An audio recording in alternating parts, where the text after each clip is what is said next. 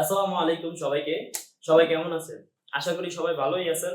ভালো না থাকলেও সমস্যা নাই। আজকে আমাদের নতুন ক্লাস শুরু হইতেছে এইচএসসি আইসিটি 3.1 চ্যাপ্টার থেকে। এই চ্যাপ্টারটা আমি একেবারে বেসিক থেকে শুরু কইরা, একেবারে জিরো থেকে শুরু কইরা একেবারে হিরো পর্যন্ত যা যা লাগে আপনাদেরকে সবকিছু পড়াই দেব। প্রথমে চলুন শুরু করি। এগুলো আমি পড়াবো। প্রথমে বেসিক বা সংজ্ঞা। এই চ্যাপ্টারটা পড়ানোর জন্য আপনাদের যা যা বেসিক লাগবে বা যা সংজ্ঞাগুলো আগে থেকে জানা লাগবে তা আমি প্রথমে আগে জানাই দেব। তারপরে সংখ্যা পদ্ধতির প্রকারভেদ, পজিশনাল, নন পজিশনাল শুরু করে তারপর আস্তে আস্তে ক্লাস বাই ক্লাস আমি পড়াবো। আজকের ক্লাসের টপিক গুলো হচ্ছে এগুলো আমি পড়াবো আজকে। প্রথমে আসে থিওরি নিয়ে। আপনাদের যে থিওরিটা আছে যে সংখ্যা পদ্ধতির গঠন বা সংখ্যা পদ্ধতির যে ইতিহাসটা এটা কিভাবে পড়বে, এটা তো আমার পক্ষে এভাবে লেখা কিংবা বই আইনা এভাবে ধরে দেওয়ার কিছু নাই এবং এখানে এটা দেওয়া সম্ভব না। তো আপনি এটা পড়ার জন্য চলে যাবেন আমাদের ওয়েবসাইটের ভিতরে। আমি একেবারে সবগুলো কালকে সারা রাত ধরে সবগুলো যে এমসিকিউ আছে সবগুলো মূল লাইনগুলো, গুরুত্বপূর্ণ লাইনগুলো এবং সবগুলো যে গুরুত্বপূর্ণ লাইন যেগুলো বোর্ডে আসছে এই সবগুলো নিয়ে প্রায় 37টা 38টা এরকম কোশ্চেন আমি দিছি। এগুলো যদি আপনি দুই একবার করেন আপনি একেবারে সলভ হয়ে যাবে, আপনি একেবারে ইজি পারবেন, আপনার আর কোনো কিছু থাকবে না। তো তার জন্য আপনার কি করতে হবে আমি দেখাই দিতেছি। বেশি কিছু না, আপনার প্রথমে আমাদের ওয়েবসাইটে যেতে হবে। ওয়েবসাইটের লিংক আপনি আমাদের চ্যানেলের বায়োতে কিংবা আমাদের ভিডিওর যে ডেসক্রিপশন ওইখানে পেয়ে যাবেন। তো আপনি প্রথমে লিংকে যাবেন। এই লিংকে যাওয়ার পরে আপনার ওয়েবসাইটে যখন লিংকে যখন ক্লিক করবেন তাহলে আপনার গুগল ক্রোম বা যে ডিফল্ট ব্রাউজার আছে এই ডিফল্ট ব্রাউজার থেকে আপনারে নিয়ে যাবে আমাদের লগইন পেজে।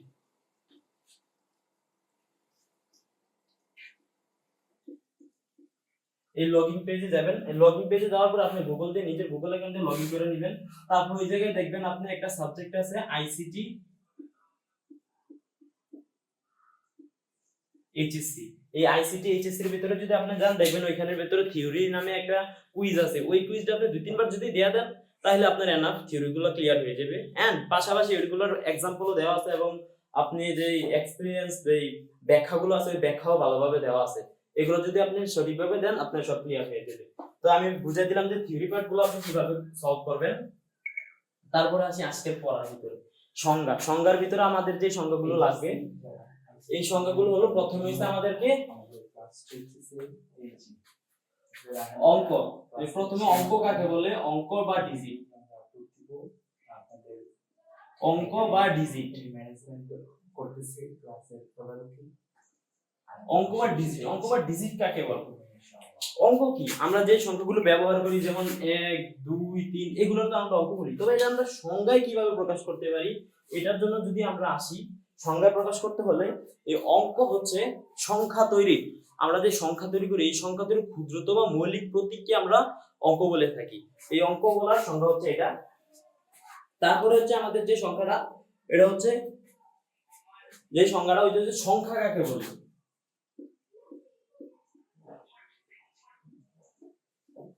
সংখ্যা কাকে বলে? এগুলো আপনার মনে হতে পারে খুবই বেসিক জিনিস, কিন্তু পরীক্ষার ভিতরে আয়সা করলে তারপরে আর আপনার মাথায় কাজ করে না যে কিভাবে লিখবো সংখ্যাটা। এই জন্য আমি প্রথমে সংখ্যাগুলো দিয়ে বেসিক গুলো দিয়ে শুরু করতেছি। সংজ্ঞা কি? সংজ্ঞা হলো একটা উপাদান যেটা কোনো কিছুর পরিমাণ, পরিমাপ কিংবা কোনো কিছুর গণনা করতে সাহায্য করে।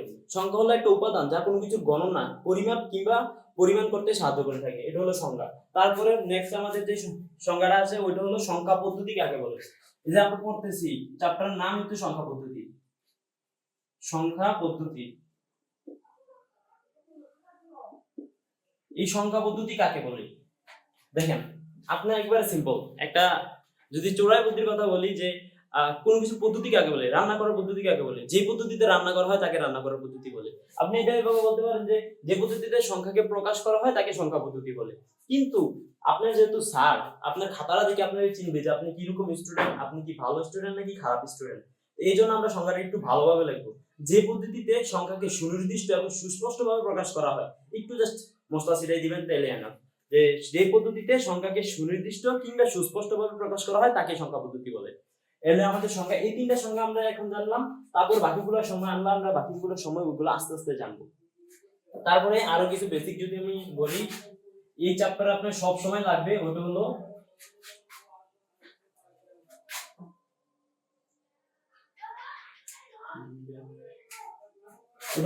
এল এস ডি বা এল এস ডি। তারপর হচ্ছে এম এস ভি বা এম এস ডি। এগুলা কি, এগুলা কাকে বলে, কিংবা এই ধরনের পার্থক্য কি?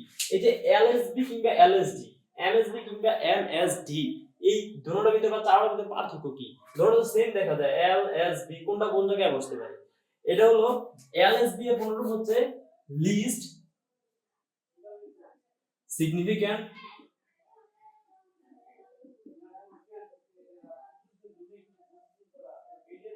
লিস্ট সিগনিফিক্যান্ট, এই ডি দিয়ে হচ্ছে বিট, লিস্ট সিগনিফিক্যান্ট বিট কিংবা ডি দিয়ে হচ্ছে digit.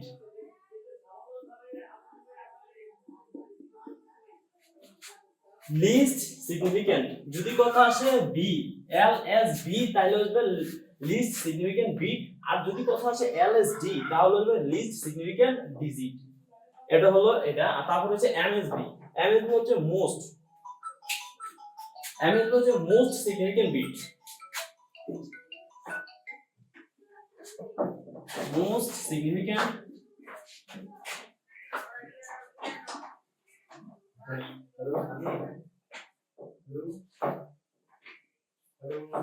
Most significant bit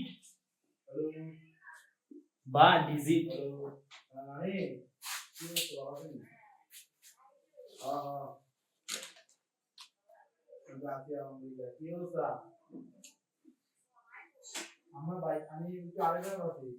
digit, এটা হবে ডিজিট। বাইরে আমি তো বাইরে আছি, আরে আমি আমার তো বাইরে, আমি বাইরে বাইরে ডিজিট এটা দেখে দাও ডিজিট, এটা গো এ, হ্যাঁ কথা বল না। এটা সেম ওয়ে এটা হবে এ। তো এটা হলো এমএসবি, এমএসবি এমএসডি কিংবা এলএসডি এমএসডি। তো কোনটা কখন বসবে? যখন বাইনারি সময় আসবে, যখন আমরা বাইনারি অঙ্ক করব তখন আমাদেরকে এই এলএসডি এটা ব্যবহার করতে হবে, এবং বাইনারি ছাড়া বাকি যেগুলো আছে সবগুলোর সময় আমরা এলএসডি ব্যবহার করব কিংবা এমএসডি ব্যবহার করব। এতটুকুই সংজ্ঞা এবং বেসিক, এতটুকুই শেষ। তারপর বাকিগুলোর সময় আস্তে আস্তে বাকিগুলো দেব।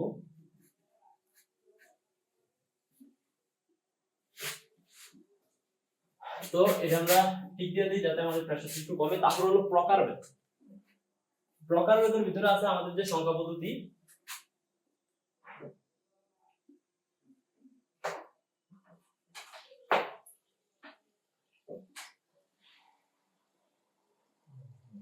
সংখ্যা পদ্ধতিতে মূলত স্থানীয় মান হিসেবে বিবেচনা করে দুই ভাগে ভাগ করা হয়।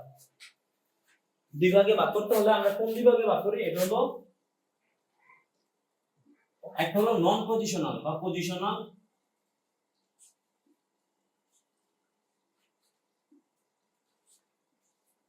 পজিশনাল, আর একটা হলো নন পজিশনাল।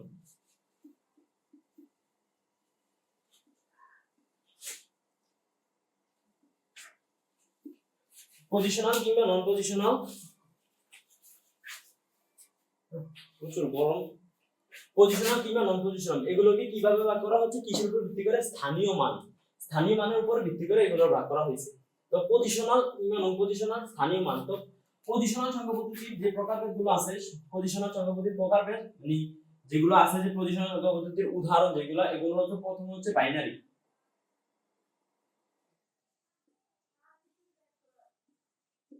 বাইনারি, তারপর হচ্ছে অক্টাল,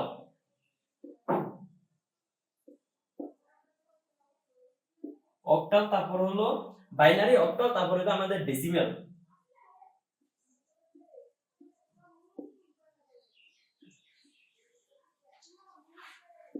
ডেসিমেল, তারপরে হলো আমাদের হেক্সাডেসিমেল।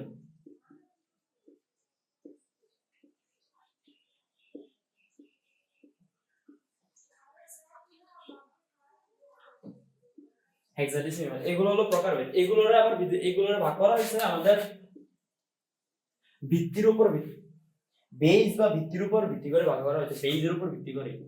বেস মনে রাখবেন, এখানে কিন্তু এগুলো কিন্তু এখানেই শেষ না। আপনি চাইলে না বাইনারি পরে ট্রাইনারি ইউজ করতে পারেন, তারপরে আরো পেন্টাল, যে কোনো আপনি যেগুলো ভিত্তির উপরে, মূলত এই চারটা, কিন্তু তারপরে এগুলো আছে অনেকগুলো, আপনি যে মূলত আপনাদের বইয়ে চারটাই আছে। তারপরে নন পজিশনাল কোনগুলো? নন পজিশনাল হচ্ছে আমাদের রোমান, তারপরে মিশরীয় যেগুলো আছে এগুলো, মানে যে পুরাতন আগের কালে যেগুলো ব্যবহার করা হতো ওগুলো হচ্ছে নন পজিশনাল। আর পজিশনাল হচ্ছে এগুলো। পজিশনাল প্রকারভেদ গুলো এতটুকুই। এগুলো আস্তে আস্তে আপনারা নোট করে নেন আটকে রেখা। তারপর হলো আমাদের প্রকারভেদ শেষ, তারপর হলো পজিশনাল।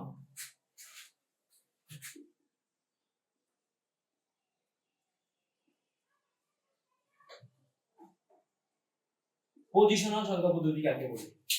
পজিশনাল মানে এটার একটা পজিশন আছে, মনে রাখবেন। যে সংখ্যা পদ্ধতির অঙ্কগুলো স্থানীয় মান থাকে, মানে এগুলোর লেখার সময় আপনার স্থানীয় মান থাকবে। স্থানীয় মানটা কি আমি একটু পরে বুঝাইতেছি। স্থানীয় মান থাকবে মানে যেই সংখ্যা পদ্ধতির অঙ্কগুলোর স্থানীয় মান থাকবে তাদেরকে পজিশনাল সংখ্যা পদ্ধতি বলা হয়। পজিশনাল সংখ্যা পদ্ধতির আবার মান বের করার জন্য তিনটা বৈশিষ্ট্য আছে, যে তিনটা বৈশিষ্ট্য ছাড়া আপনি কোনো পজিশনাল সংখ্যা পদ্ধতির মান বের করতে পারবেন না। এই তিনটা বৈশিষ্ট্য হলো,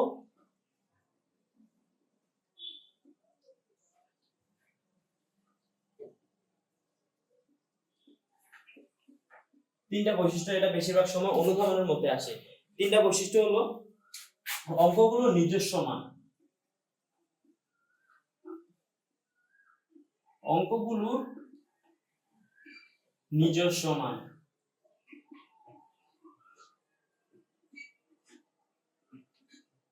অঙ্কগুলো নিজস্ব মান, তারপরে হলো অঙ্কগুলো স্থানীয় মান,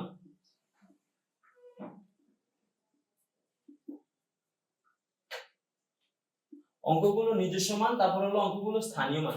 তারপরে আরেকটা লাগে সংখ্যা পদ্ধতির বেস বা ভিত্তি, মানে আপনি কোনটার বাইর করতেছেন, বেস। এগুলো ছাড়া আপনি বাইর করতেই পারবেন না যে এই সংখ্যা পদ্ধতি মান কতটুকু আছে, কিংবা পজিশনাল সংখ্যা পদ্ধতি মুছে দিতে থাক, পজিশনাল সংখ্যা পদ্ধতির মান কতটুকু এটা আপনি বাইর করতেই পারবেন না।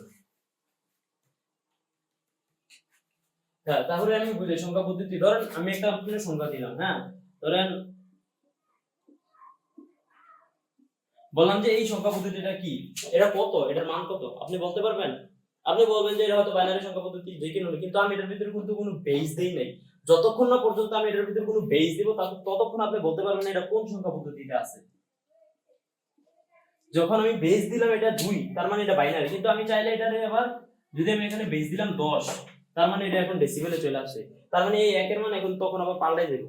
তো এমন, তারপর হলো বেসটা ভিত্তি করলাম, তারপর হলো স্থানীয় মান, যে প্রত্যেকটার কিন্তু স্থানীয় মান আছে, কারণ এর পজিশনাল সংখ্যা পদ্ধতি, এগুলো স্থানীয় মান আছে। যেমন এখানে স্থানীয় মান কোনগুলা, এই যে একক, আমরা যে আগে পড়েছি একক,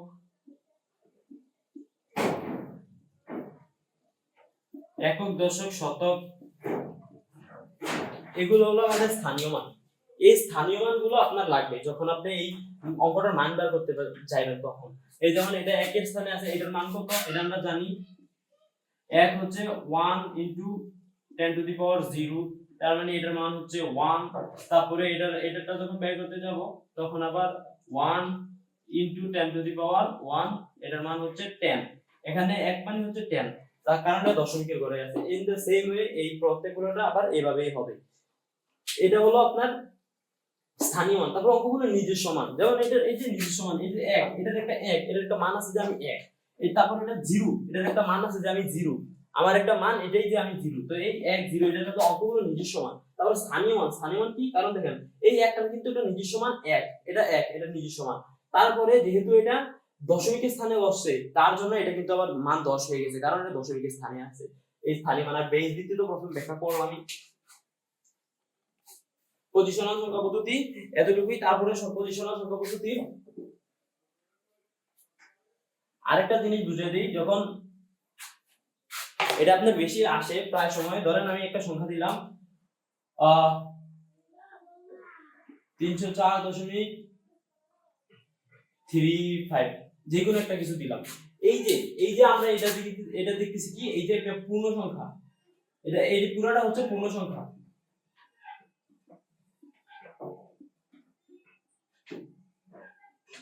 পূর্ণ সংখ্যা, হ্যাঁ, তারপরে এই যে মাঝে একটা বিন্দু আছে এটাকে বলে রেডিক্স স্কয়ার। পূর্ণ সংখ্যা বা এটার ইংরেজি নাম হচ্ছে ইন্টিজার, ইন্টিজার। তারপরে এই যে এটা হচ্ছে ভগ্নাংশ, ভগ্নাংশ সংখ্যা বা ফ্র্যাকশন।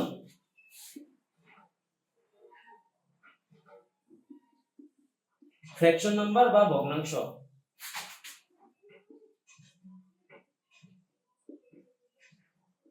ফ্র্যাকশন নাম্বার বা ভগ্নাংশ, এই যে একটা পূর্ণ সংখ্যাকে এবং একটা ভগ্নাংশ সংখ্যাকে যুক্ত করছে মাঝের বিন্দুটা, এইটার নাম হচ্ছে রেডিক্স পয়েন্ট।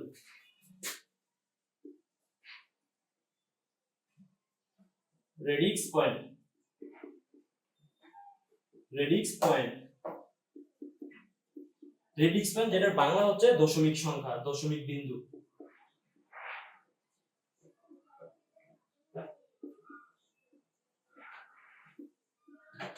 রেডিক্স পয়েন্ট কিংবা দশমিক বিন্দু, এই দশমিক বিন্দু কিংবা রেডিক্স পয়েন্ট, এটা কাকে বলে? এটা বেশিরভাগ সময় আপনাদের পয়ের ভিতরে আসবে, এই রেডিক্স পয়েন্ট কিংবা দশমিক সংখ্যা, এই দশমিক বিন্দু, এটা কাকে বলে? কোনো একটা পূর্ণ সংখ্যাকে কিংবা একটা ভগ্নাংশ সংখ্যাকে, ইংরেজিগুলো দরকার নাই, ইংরেজিগুলো আপনি জাস্ট মনে রাখার জন্য, কোনো একটা পূর্ণ সংখ্যাকে কোনো একটা ভগ্নাংশ সংখ্যাকে যে বিন্দু একসাথে যুক্ত করে, এই বিন্দুটাকে বলে রেডিক্স পয়েন্ট বা দশমিক বিন্দু। এটুকুই। তারপর আমি বললাম যে এই যে এই সংখ্যাটা, তারপর হইছে এই সংখ্যাটা, এই যে প্রথমের সংখ্যাটা এবং শেষের সংখ্যাটা, এটাকে কি বলে?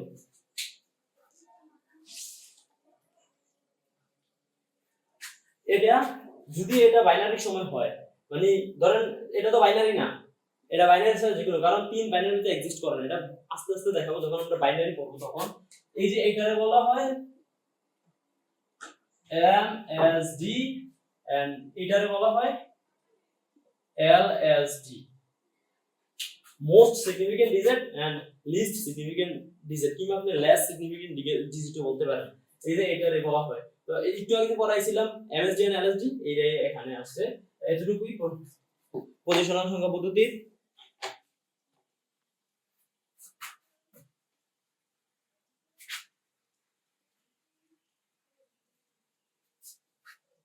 পজিশনাল সংখ্যা পদ্ধতি শেষ। এখন আমরা আসি নন পজিশনাল সংখ্যা পদ্ধতির দিকে।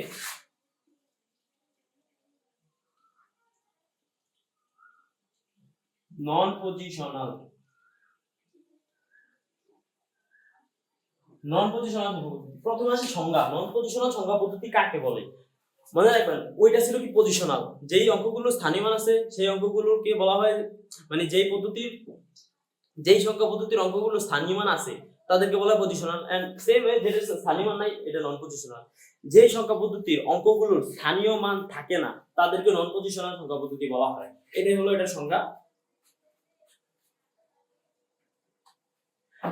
তারপরে নন পজিশনাল সংখ্যা পদ্ধতির উদাহরণ কি কি? যেমন রোমান,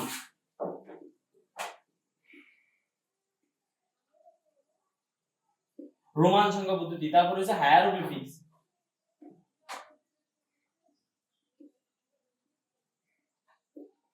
হায়ারোগ্লিফিক্স, হায়ারোগ্লিফিক্স, রোমান সংখ্যা পদ্ধতি, হায়ারোগ্লিফিক্স সংখ্যা পদ্ধতি। তারপর হচ্ছে আমাদের টেলি কিংবা মায়া, এই সংখ্যা পদ্ধতিগুলো আছে। টেলি, টেলি কিংবা মায়ান, এগুলো হচ্ছে আমাদের নন পজিশনাল সংখ্যা পদ্ধতি উদাহরণ। যেমন আমি রোমানটা দিয়ে বোঝাই, রোমান সংখ্যাগুলো আমরা জানি যে 1, এটারে 1 বলা হয়, তারপরে 2, এটারে 2 বলা হয়, তারপরে এখানে 3, এটা 3 বলা হয়, তারপরে এভাবে 4, তারপরে 5, এভাবে বাড়তে থাকে ওইদিকে। তো আপনি যদি দেখেন এই যে 3, এখানে যদি 3টা যদি বেশি অঙ্ক আছে, এটা আমি ধরলাম 3, এটার 1, এখানে 1 এর মান যত, এখানে তো 1 এর মান তত, এখানে 1 এর মান তত, কোনো স্থানীয় মান নাই, এটা কোনো বৃদ্ধি পাইতেছে না যে 1 মাঝে বসে, এজন্য 1 এর মান 10। যেমনটা আমরা জানি যে আমরা যদি একটা সংখ্যা নেই, এই যে যখন আমরা দশমিক নিলাম, এটার জন্য জানা আমরা যে এটার একটা বেস আছে, কারণ এটা একটা পজিশনাল সংখ্যা পদ্ধতি। পজিশনাল সংখ্যা পদ্ধতির এটা যে এখানে 1, আমরা জানি এই 1 হচ্ছে দশক শ্রেণী, তার মানে এটার সাথে এটা হচ্ছে আমাদের দশমিক, এটা হচ্ছে 1, এর ভিতরে আমরা জানি এটার মান হচ্ছে 10, কারণ এটা দশমিক শ্রেণীতে আছে, এটা দশমিক সংখ্যা। আর রোমান, এর কোনো মান নাই, এটা আপনি যেই জায়গায় বসান, এই যে 1, আপনি এটা আগে বসান পরে বসান, কোনো মান নাই, এটা একই, এটার কোনো স্থানীয় মান থাকে না। এটা হচ্ছে নন পজিশনাল সংখ্যা পদ্ধতি, কোনো স্থানীয় মান থাকবে না। স্থানীয় মানটা বুঝিয়ে দিলাম আমি। তারপরে হলো নন পজিশনাল, নন পজিশনাল এনাফ। তারপর হলো বেস বা ভিত্তি। বেস বা ভিত্তি কাকে বলে? এই যে আমরা এতক্ষণ বললাম যে এই যে ধরুন 101, এটা বাইনারি বা এটা দশমিক, এটা কি বেসটা কাকে বলে? বেসটা আপনি কিভাবে বুঝবেন কোন একটা সংখ্যা পদ্ধতি বেস কত, কিংবা বেসটা কেন লাগে? বেস বা ভিত্তি, হ্যাঁ, বেস বা ভিত্তি। বেস বা ভিত্তি কাকে বলে মনে রাখবেন, আপনার কোনো একটা সংখ্যা পদ্ধতিতে যতগুলো অঙ্ক ব্যবহৃত হয়, যে মৌলিক যতগুলো অঙ্ক ব্যবহৃত হয়, যেমন আমরা জানি বাইনারি মানে কত 2, ওটার ভিতরে ব্যবহৃত হয় 1 0 এবং 1, তার মানে বাইনারি বেস হচ্ছে 2, মানে যতগুলো মৌলিক সংখ্যা পদ্ধতি ব্যবহৃত হয় ওইটারে বলা হয় আমাদের বেস। যদি আমি সংখ্যাটা গুছায় বলি তাহলে হবে কোন একটা সংখ্যা পদ্ধতিতে ব্যবহৃত যে মৌলিক সংখ্যাগুলো আছে বা মৌলিক প্রতীকগুলো আছে বা অঙ্কগুলো আছে, যেই আপনি বলেন কোনো সমস্যা নাই, কোন একটা সংখ্যা পদ্ধতিতে ব্যবহৃত মৌলিক প্রতীকগুলোর সমষ্টিকে বেস বলা হয়। এটার হচ্ছে বেস। তারপরে বেস থেকে আপনি ডিজিট কিভাবে গণনা করবেন, বেস বা আপনার ওই অঙ্কগুলোর যে প্রতীক কিংবা ডিজিট কত পর্যন্ত আছে, যেমন আমি লিখলাম এখানে ডিজিট, ওইটা আপনি কিভাবে গণনা করবেন। দেখেন, ধরুন আমি ধরে নিলাম বাইনারি, হ্যাঁ বাইনারি, এটা আমি আপনাদেরকে আগার সামনে যে বোঝাবো যে বাইনারি বেস কেন 2 হচ্ছে। বাইনারিতে অঙ্কগুলো, বাইনারি বেস হচ্ছে আমরা জানি 2, হ্যাঁ এ 2, বাইনারি বেস 2 আমরা জানি, কিন্তু বেস 2 আমরা কিভাবে বাইর করব, কিভাবে বেস 2 তো আমাদের অঙ্কগুলো কি হবে, বেস যত হবে, বেস যদি হয় n, বেস এই n এর জায়গায় আপনি যত খুশি তত বসাতে পারবেন আপনি। এই বেস যদি হয় n তাহলে ডিজিট হবে 0 থেকে n মাইনাসের 1 পর্যন্ত। এই সূত্রটা দিয়ে আপনি যে কোনো সংখ্যার, আপনারা যদি বলে যে নতুন একটা সংখ্যা পদ্ধতি যেটা 3 ভিত্তিক সংখ্যা, এটার সংখ্যাগুলো কি হবে, কিংবা আপনারা যদি বলে যে একটা 7 ভিত্তিক সংখ্যা যেটা আপনাদের বইয়ে নাই, যদি বলা দেয় যে 7 ভিত্তিক সংখ্যা আপনি ব্যাখ্যা করেন, তাহলে এই সূত্রটা দিয়ে আপনি সহজে ব্যাখ্যা করতে পারবেন। বেস যেমন বাইনারিতে কত, আমি এখানে বাইনারি লিখি,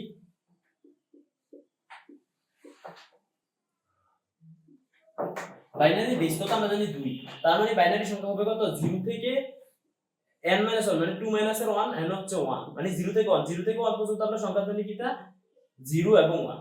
তারপরে আরেকটা বড় নেই, যেমন আরেকটা বলতে যে হেক্সাডেসিমাল, একটা হেক্সাডেসিমাল, হেক্সাডেসিমাল আমরা জানি বেস কত, হেক্সা মানে হচ্ছে 6, হেক্সা শব্দের অর্থ 6, আর ডেসিমেল শব্দের অর্থ হচ্ছে 10, এই 6 আর 10 মিলে আমাদের আসছে 16, মানে হেক্সাডেসিমালের বেস হচ্ছে আমাদের 16। এই জায়গায় আমরা যে এখানে 16 বসাইলাম, তারপরে আমরা হেক্সাডেসিমালের মান কতটুকু পাই, যে হেক্সাডেসিমাল অঙ্কগুলো কত পর্যন্ত, এটা জানার জন্য আপনার এই সূত্র যদি প্রয়োগ করেন, তো তার মানে 0 থেকে n 1, মানে 16 মাইনাসের 1, 16 মাইনাসের 1 তার মানে হলো 15, মানে 0 থেকে 15। হ্যাঁ এই সবগুলো হচ্ছে আমাদের হেক্সাডেসিমাল সংখ্যা। সরি আমি এখানে 5 লিখছি, বাই মিস্টেক। এই যে 0 থেকে 15, হ্যাঁ তো 0 থেকে 15 সংখ্যাগুলো আমরা জানি কিটা 0 1 2 3 4 5 6 এমনি করতে করতে 9, 9 এর পরে আমাদের আসে 10 11 12 13 14 15। কিন্তু এবার এইগুলোরে এভাবে প্রকাশ করেন, কারণ দেখেন আপনি এই জায়গাগুলোতে মাত্র একটা করে ডিজিট আছে, আপনি যখন কোনো একটা সংখ্যা লিখবেন, ধরেন এককের ঘর আপনি একটা বেশি সংখ্যা বসাতে পারবেন না, আপনার যখন ঝামেলা লাগে যাবে এই দুটো সংখ্যা নিয়ে। এই জন্য এগুলোরে, এইটা আমি আরেকটু পরে বোঝাবো, আরেকটা ক্লাসে আমি আলাদাভাবে বোঝাবো যে এককের ঘর কেন একের বেশি সংখ্যা বসতে পারে না, এটা আমি আলাদাভাবে বোঝাবো। আবার কেন একের পরে 2 3 এভাবে এক বৃদ্ধি পাইতেছে, এটা কিভাবে বৃদ্ধি পাইতেছে প্রত্যেকটা সংখ্যা পদ্ধতি, এটা আমি আরেকটা ক্লাসে আলাদাভাবে বোঝাবো। এটা আলাদাভাবে বুঝাইলে একটু ভালোভাবে বুঝাতে পারবো। এইজন্য দেখেন এগুলোরে আলাদাভাবে প্রকাশ করা হয়, এগুলোরে কি দিয়ে প্রকাশ করা হয়, এজন্য এগুলোরে যেহেতু দুইটা সংখ্যা আমরা ব্যবহার করতে পারতেছি না, আর এক সংখ্যা সবগুলো এখানে চলে আসে 10টা থেকে 10টা, আর বাকি সবগুলো 1 2 3 4 5 6, এখানে 10টা আর এখানে 6টা, মোট মিলে কিন্তু 16টা আমরা পেয়ে গেছি। হ্যাঁ এই 16টা পেয়ে গেছি। তো এগুলোরে আমরা ইংরেজি অ্যালফাবেট দিয়ে প্রকাশ করি। এ 10 এর বোঝানো হয় এ দিয়ে, 11 বোঝানো হয় বি দিয়া, 12 বোঝানো হয় সি দিয়া, 13 বোঝানো হয় ডি, 14 রে ই, আর 15 রে এফ, এভাবে প্রকাশ করা হয়। আশা করি এখন থেকে আর আপনার মাথার ভিতরে প্রশ্ন আসবে না, বা ইংরেজির ভিতরে, আরে সরি অঙ্কের ভিতরে আবার ইংরেজি চলে আসবে কিভাবে।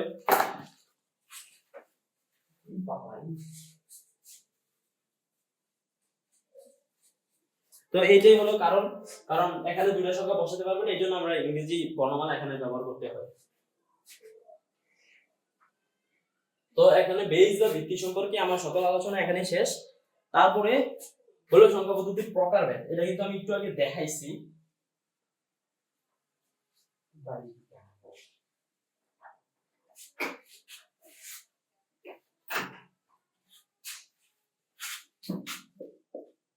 সংখ্যা পদ্ধতির প্রকারভেদ এটা হলো আমাদের যে পজিশনাল সংখ্যা পদ্ধতি। আমি কিন্তু একটা চার্ট দিয়েছিলাম প্রথমে, যে প্রথমে হলো আমাদের সংখ্যা পদ্ধতি, তারপর পজিশনাল, নন পজিশনাল, তারপর পজিশনাল সংখ্যা পদ্ধতি। এই যে পজিশনাল সংখ্যা পদ্ধতিগুলো আছে, বাইনারি, প্রথমে বাইনারি, তারপর হলো আমাদের হেক্সাডেসিমাল, সরি বাইনারি, অক্টাল,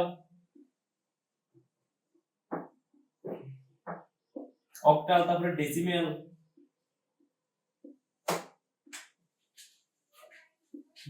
তারপর হলো আমাদের হেক্সাডেসিমেল,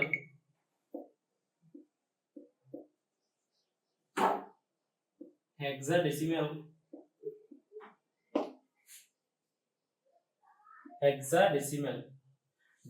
বাকিটা না লিখলাম, হেক্সাডেসিমেল। এই যে সংখ্যা পদ্ধতিগুলো আছে, এইগুলোরে আমরা নেক্সট ক্লাস একদম ডিটেইলে ব্যাখ্যা করব। কোনটা কে আবিষ্কার করছে, কোনটা কবে আবিষ্কারিত হয়েছে, কোনটা ব্যবহার কিভাবে হয়েছে, কোনটার বেস কত, কোনটার ভিতরে কত অঙ্ক আছে, এই সবগুলো নিয়ে আমরা আগামী ক্লাসে বিশ্লেষণ করব।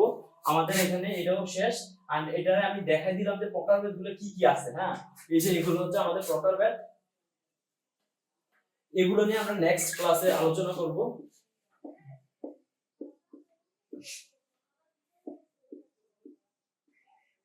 নেক্সট ক্লাসের আমন্ত্রণ জানিয়ে আজকে বিদায় নিচ্ছি এখান থেকে। আশা করি যতটুকু পড়াইছি ততটুকু ভালোভাবে নোট করে আরেকবার ক্লাসটা কইরা, হয়তো 2x এ করতে পারেন, 2x এ ভালোভাবে ক্লাসটা কইরা আরেকবার নোট নেবেন এবং এগুলো ভালোভাবে প্র্যাকটিস করবেন। আশা করি যদি প্র্যাকটিস করেন যতটুকু পড়াইছি এতটুকু ক্লিয়ার হয়ে যাবে।